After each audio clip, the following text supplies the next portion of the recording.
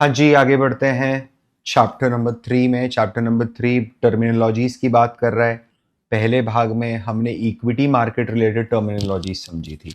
Equity मतलब कि मैं कंपनी में हिस्सा खरीद लेता हूँ, मैं पैसा देता हूँ कंपनी में, मेरे को एक शेयर मिलता है, मैं मालिक बन जाता हूँ, दैट इज इक्विटी।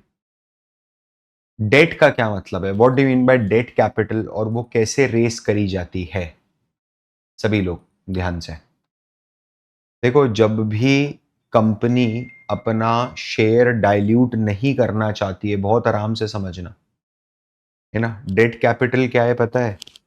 तो लेंडर जो होता है ना, वो लेंडर कुछ बड़ा अमाउंट कंपनी को देता है फॉर एक्स ईयर्स, और कंपनी क्या करती है, हर साल उसको एक अमाउंट इंटरेस्ट का पे करती है।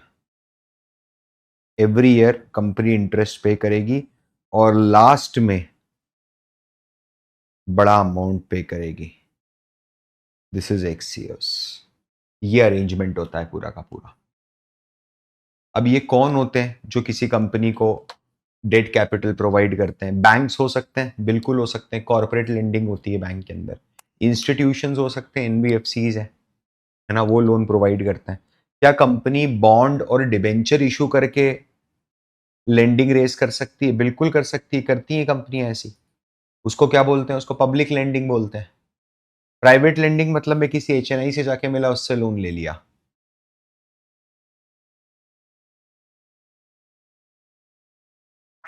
तो आप ये सब काम कर सकते हो, प्लीज अंडरस्टैंड। तो डेट सिक्योरिटी क्या होती है? तो डेट मार्केट के अंदर क्या होगा पता है, कंपनी को तूने अगर मान ले 1 लाख रुपया दिया, समझना, तो कंपनी तुझे एक कागज देगी। वो कागज जो है वो डेट सिक्योरिटी है। अगर मैं इसको बोलूं तो क्या ये आपके, फॉर एग्जाम्पल मान लो ये आप लेंडर हो, आपने कंपनी को दिया माल, कंपनी ने आपको दे दिया कागज।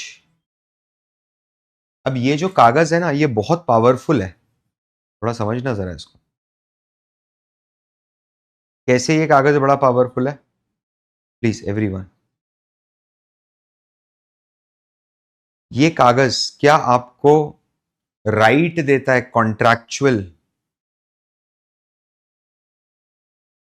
Contractual right of what, to receive back your principal. आपका प्रिंसिपल वापस मिलेगा एंड उस पे इंटरेस्ट जो बनता है वो आपको मिलेगा।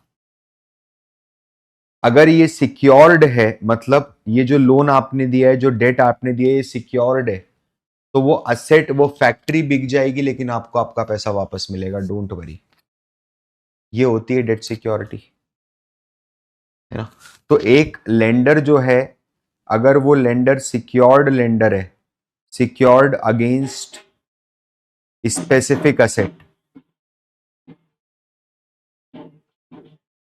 What do mean by secured against specific asset, कि कोई एक पर्टिकुलर असेट है, उसके अगेंस्ट वो सिक्योर्ड है। कि जी मेरे को तो बॉन्ड रेस करना है, तो मेरे को 100 करोड़ रुपया चाहिए।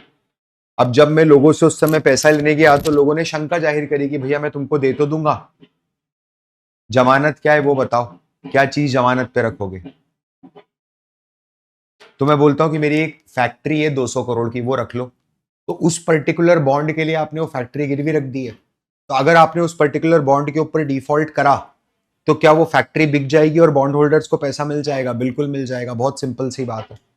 यहां तक किसी को कोई डाउट नहीं होना चाहिए, प्लीज अंडरस्टैंड, ठीक है। एक बात और, ये जो सिक्योरिटी है ना, ये जो आपको मिली है, ये मार्केट में लिस्टेड भी हो सकती है ना, और ये ओवर द काउंटर भी हो सकती है, मतलब प्राइवेट, एक दूसरे के साथ बैठ के काम तमाम हो गया, बैठ के डिसाइड करा कि मैं तेरे को इतने का लोन दे रहा हूं, इतने का ये दे रहा हूं, इतने का वो दे रहा हूं। सभी लोगों को ये चीज अच्छे से क्लियर है जी, परफेक्टली क्लियर एकदम। चलिए अब देखिए जी, अब है ना, आप ये इमेजिन कीजिए कि आपने 1 लाख रुपए एक बॉन्ड में डाले, ठीक है, ये 1 लाख रुपीज आपने बॉन्ड में डाले, वो बॉन्ड आपको 10% का ब्याज देगा। तो आपने क्या करा, you have bought 1 bond of ₹1 lakh, ठीक है। इंटरेस्ट जो देगा वो है 10%, है ना, और इसकी मेच्योरिटी जो है वो है 10 इयर्स। तो मेरे को एक बात बताओ, इनिशियल ईयर में आपका कैश आउटफ्लो कितना होगा? कैश आउटफ्लो आपका 1 लाख रुपया होगा ना। यही बॉन्ड की face value, this is the face value of the bond. मैं आपको एक एक करके सब समझाता जाऊंगा। सबसे पहले फेस वैल्यू समझो, फिर ये जो बॉन्ड है ये मुझे कितने % रेट ऑफ इंटरेस्ट के ऊपर कूपन दे रहा है, क्या रेट ऑफ इंटरेस्ट दे रहा है? 10% का रेट रिटर्न दे रहा है। कि आपका जो प्रिंसिपल अमाउंट है, मतलब एंड ऑफ ईयर 1 मेरे को क्या मिलेगा, कैश इनफ्लो क्या होगा? Cash inflow would be 10,000। ये कैसे कैलकुलेट करा 10,000? 1 लाख पे 10%। तो ये जो 10% है ना, ये वाला जो 10% है, ये क्या होगा? हमारा कूपन रेट होगा। ये कूपन रेट क्या आपको बॉन्ड के फेस पे लिखा हुआ होता है क्या, कि क्या कूपन रेट है? बिल्कुल। और मेच्योरिटी भी बॉन्ड के फेस पे लिखी होती है, और फेस वैल्यू ये भी बॉन्ड के फेस पे लिखी होती है। तो एक बॉन्ड में ये लिखा हुआ रहेगा आपको कि वो बॉन्ड जो है उसका फेस वैल्यू क्या है, उसका कूपन इंटरेस्ट क्या है, कूपन रेट क्या है, और उसकी मेच्योरिटी क्या है। यहां तक बात समझ में आ रही है तो बात बताओ। अब है ना, एक एक करके मैं सारे कंसेप्ट समझा दूंगा। अपन ने ये समझा, कूपन रेट समझा, अपन ने मेच्योरिटी समझा, ठीक है। अब है ना, मैं क्रमबद्ध तरीके से नहीं समझाऊंगा। अब मैं आपको पहले मार्केट प्राइस और वाईटीएम समझाऊंगा, फिर ड्यूरेशन समझाऊंगा। समझिए इधर। अब क्या हुआ ना, ध्यान से समझना। जब आपने ये बॉन्ड खरीदा था, उस समय पर रेट ऑफ इंटरेस्ट था 10%, ठीक है। आज जब मैं ईयर 2 के एंड पे खड़ा हूं, मेरी बात समझ लो, आज जब मैं ईयर 2 के एंड पे खड़ा हूं, तो इंटरेस्ट रेट मार्केट के अंदर जो बढ़ गए, वो मान लो बढ़ के 15% हो गए। मतलब 5% का इजाफा है इंटरेस्ट रेट के अंदर। 5% का इजाफा है इंटरेस्ट रेट के अंदर। मिला, ठीक है, कोई दिक्कत नहीं।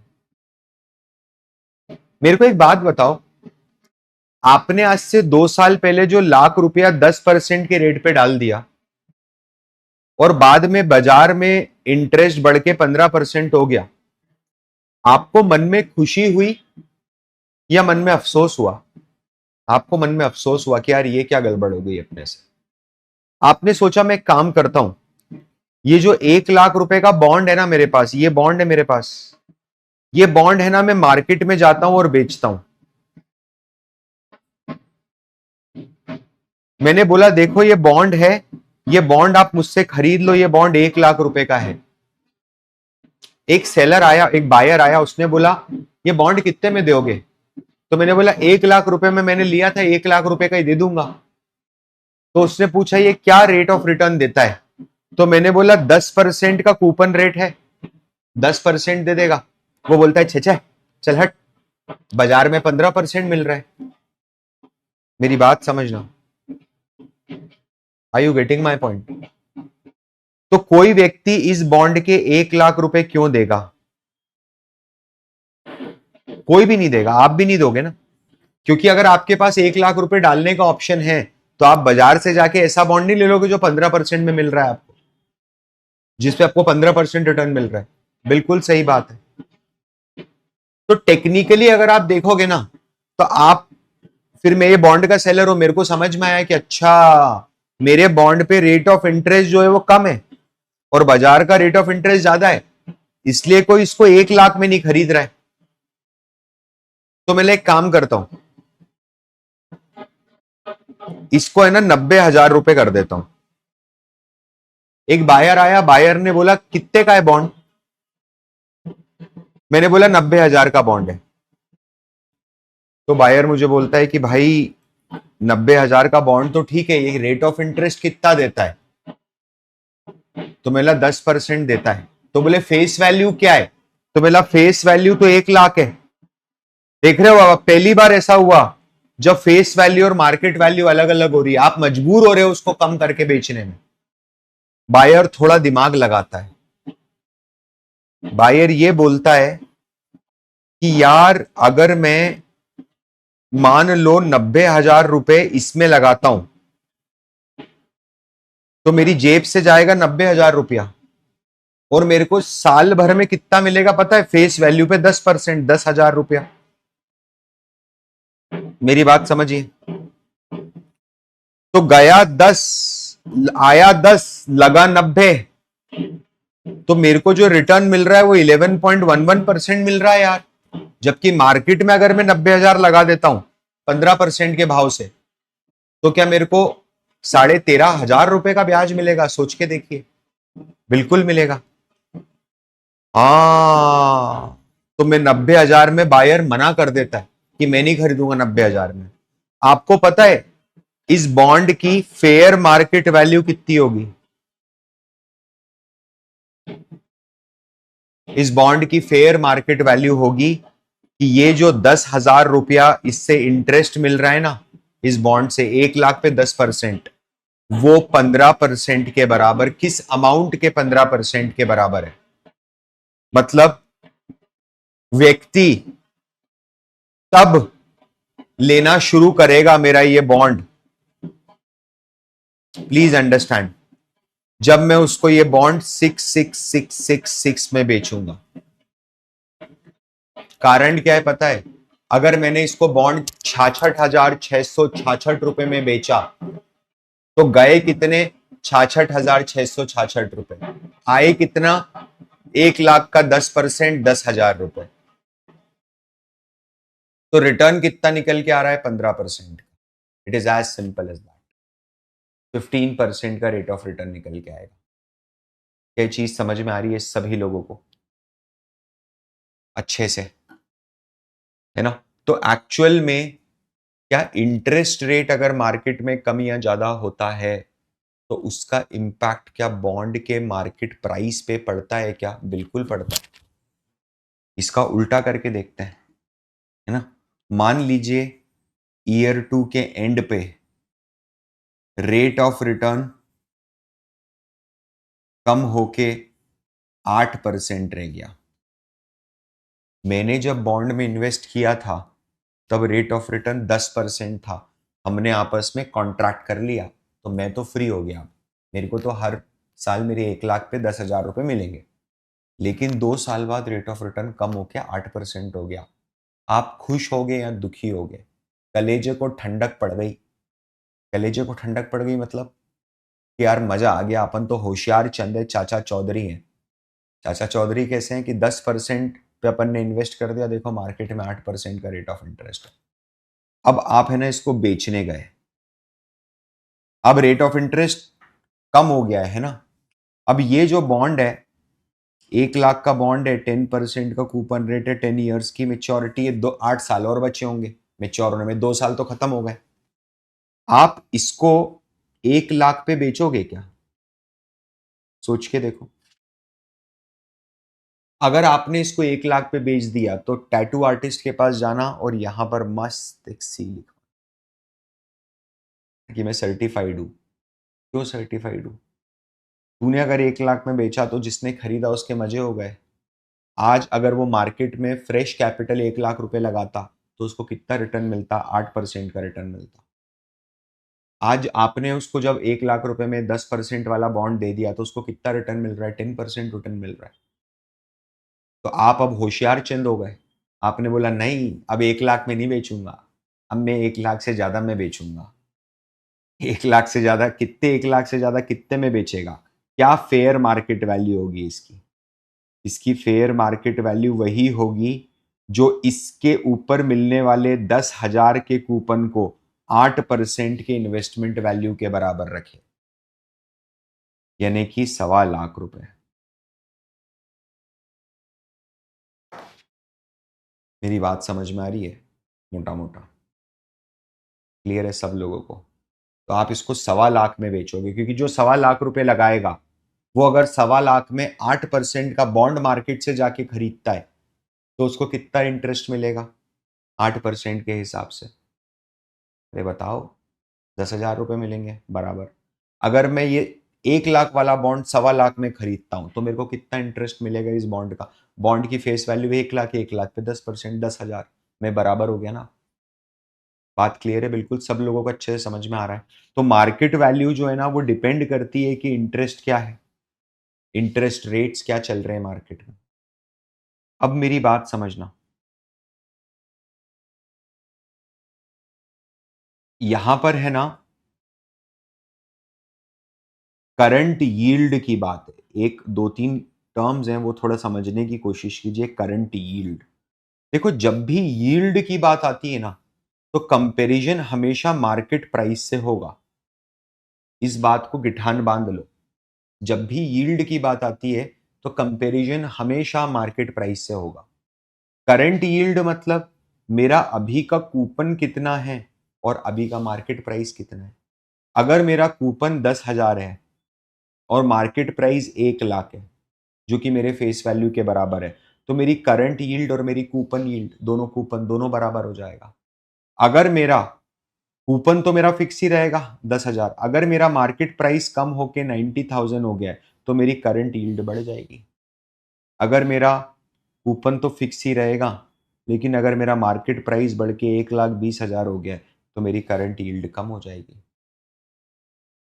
लॉजिकल, इतना दिमाग आपको रखना पड़ेगा एनआईएसएम दे रहे हो तो, जैसे हवा में चल के थोड़ा ना देंगे। ये चीज समझ में आ रही है आपको? करंट यील्ड क्या होता है? तो यील्ड जब भी होगा ना वो मार्केट से रिलेटेड होगा। मेरी बात समझिए, जब ये जब आपने ये ईयर 0 पे बॉन्ड खरीदा 1 लाख का, तो ये 1 लाख गए और यहां पर आपको 1 लाख वापस मिले, और साथ में आपको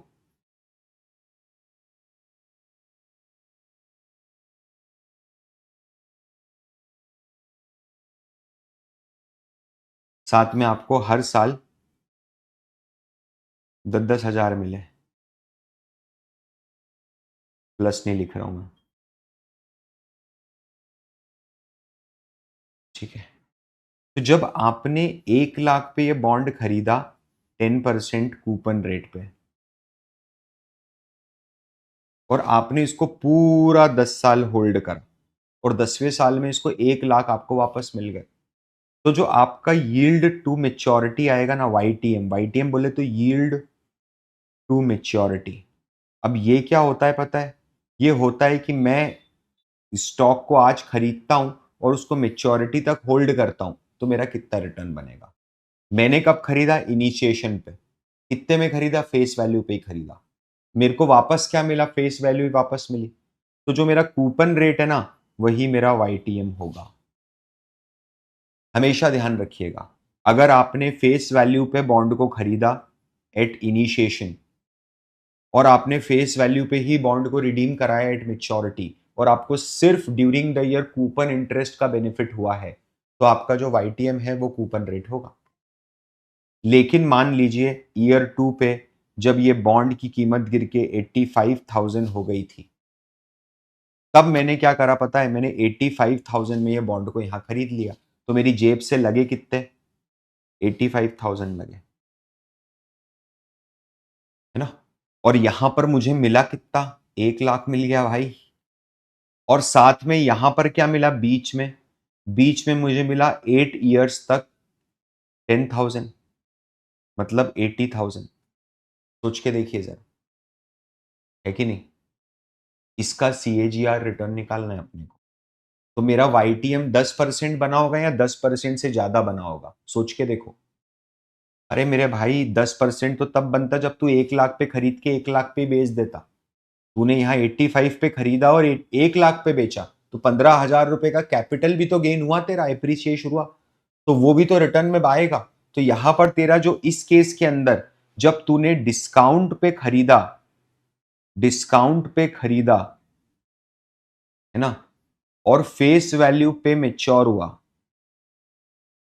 तो जो आपका YTM है it would be higher than your coupon rate. हमेशा ध्यान रखना, प्लीज अंडरस्टैंड। और उल्टा हो जाएगा, अगर आपने यहां पर 1,25,000 में खरीदा है ना और 1 लाख में मेच्योर हो गया, इस केस के अंदर जो आपका YTM है that would be lower than your coupon rate.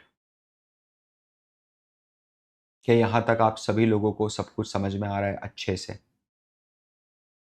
Perfect बात है। मेरे को एक बात बताओ, ये YTM होता है ना, मुझे एक बात बताओ, आपने ईयर 0 में 100 रुपए में एक स्टॉक खरीदा, ईयर 1, ईयर 2, ईयर 3, उसने 10 रुपए, 12 रुपए और 15 रुपए का डिविडेंड दिया, ठीक है। और ईयर 4th पे आते आते, ईयर 3rd के एंड पे आपने उसको 120 रुपए में सेल कर दिया। कोई बता सकता है आपका होल्डिंग पीरियड रिटर्न कितना हुआ?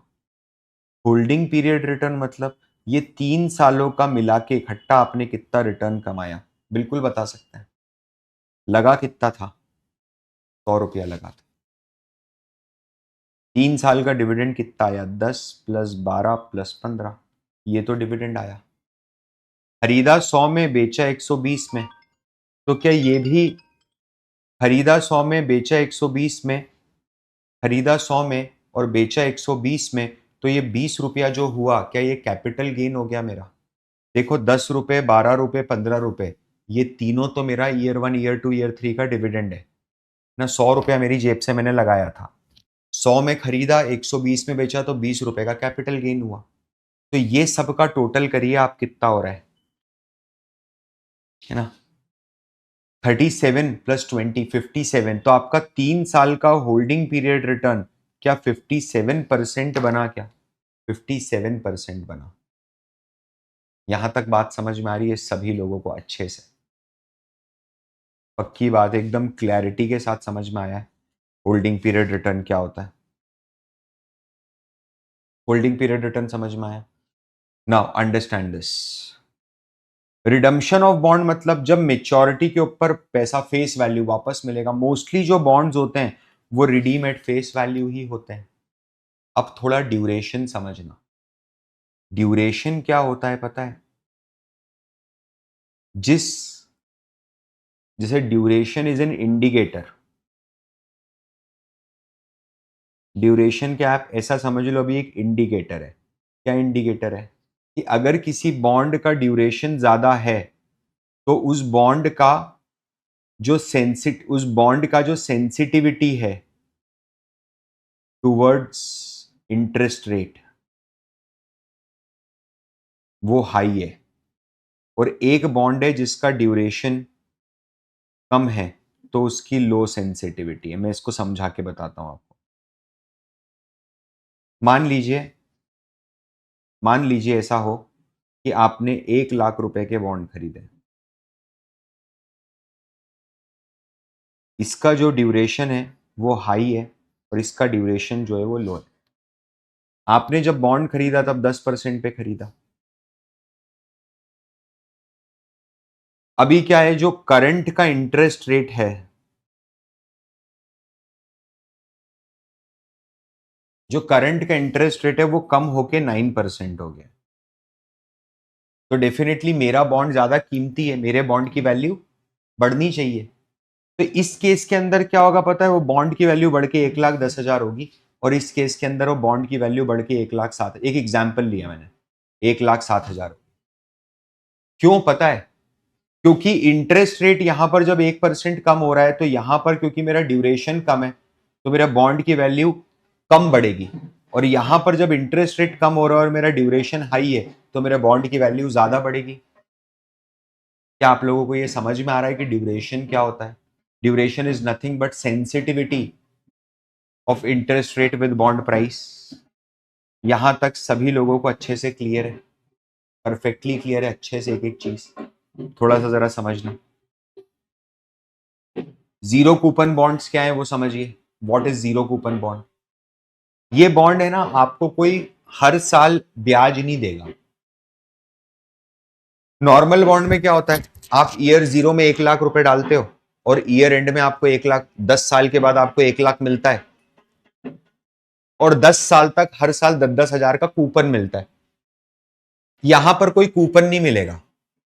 यहां पर आपको 1 लाख रुपए नहीं डालने, आप तो यहां पर 65,000 डालिए और 10th ईयर के बाद आके 1 लाख रुपए लेके जाइए, बीच में मत मांगना कुछ भी। अब प्रॉब्लम क्या है पता है, समझना, बात बहुत सही है, ये बॉन्ड बहुत काम का है, लेकिन ये बॉन्ड इतना चलता नहीं है। क्यों नहीं चलता है पता है आपको? बिकॉज इंडिया में या कहीं पर भी इतना लॉन्ग टर्म में ट्रस्ट कर लूं किसी के ऊपर, वो थोड़ा सा डिफिकल्ट है। एक मेरा ट्रस्ट फैक्टर जो है वो बहुत लॉन्ग टर्म नहीं बन पाता। मेरी बात समझना, ये होता है, इट इज वेरी कॉमन। ठीक है। कन्वर्टेबल बॉन्ड क्या होता है? कन्वर्टेबल बॉन्ड ये होता है कि आपने आज हमको 1 लाख रुपए दिया, हम आपको 9 साल तक, 10 साल तक 10% ब्याज देंगे, 10,000 रुपए, और 10वें साल के एंड पर मैं आपको 1 लाख रुपया वापस नहीं दूंगा, मैं आपको 10,000 शेयर इशू कर दूंगा। आप बॉन्ड को, अब ये तो या तो कंपलसरी होगा कि शेयर इशू होंगे ही होंगे, समझना, तो कन्वर्टेबल बॉन्ड हो गया। अगर ये ऑप्शन पे, मेरे ऑप्शन पे, कि जो लेंडर है उसकी मर्जी, अगर वापस 1 लाख चाहिए तो 1 लाख मिलेगा, अगर शेयर्स चाहिए तो शेयर्स मिलेंगे, तो ये ऑप्शनल कन्वर्टेबल बॉन्ड है। परपेचुअल बॉन्ड क्या होता है? 100 साल का बॉन्ड, परपेचुअल बॉन्ड। 100 ईयर्स का बॉन्ड इज परपेचुअल बॉन्ड, कभी खत्म ही नहीं होगा। कहां पर इशू होते हैं? क्या जापान में इशू होते हैं? बिल्कुल होते हैं। अभी रिसेंटली बात है, गूगल ने रेस करा था क्या परपेचुअल बॉन्ड, 100 ईयर का टेनोर रख के, है ना? Please understand. फिर क्या होता है पता है? Inflation protected security. ये समझना, बहुत बढ़िया चीज है, आपको मजा आएगा। इन्फ्लेशन प्रोटेक्टेड सिक्योरिटी क्या होती है वो समझने की कोशिश कीजिए। जैसे मान लीजिए आपने 2025 में 1 लाख रुपया इन्वेस्ट किया और ये आपको मिलेगा 2035 में, और हर साल आपको 10% का रिटर्न मिलेगा। लेकिन 2035 में इन्फ्लेशन भी तो बढ़ जाएगी, बढ़ेगी कि नहीं बढ़ेगी? बिल्कुल बढ़ेगी। तो ये बोलता है कि मान लो इन्फ्लेशन 4% से ग्रो होती है 10 सालों में, तो मैं क्या करता हूं पता है? तेरे को 1 लाख पे हर साल 10,000 का रेट ऑफ इंटरेस्ट तो देता ही हूं, बट ये जो 1 लाख है ना, ये मैं तेरे को 10वें साल में 1 लाख रुपए नहीं दूंगा, मैं तेरे को दूंगा 1 lakh into 1.04 raise to the power 10। बात समझ में आ रही है सभी लोगों को? यहां तक सभी लोगों को सब कुछ क्लियर है अच्छे से? तो इसमें क्या हो रहा है? इन्फ्लेशन से मुझे प्रोटेक्शन मिल रही है। यहां पर क्या इंटरेस्ट को इन्फ्लेशन से प्रोटेक्शन मिल रही है? इंटरेस्ट को नहीं मिल रही है, सिर्फ प्रिंसिपल अमाउंट को मिल रही है। Please understand this. यहां तक कि आप सब लोगों को क्लियर है? थोड़ा सराउंडिंग नॉइज ज्यादा हो रहा है, आज अपन यहीं तक पढ़ाते हैं, इसको थर्ड पार्ट में कंटिन्यू करेंगे।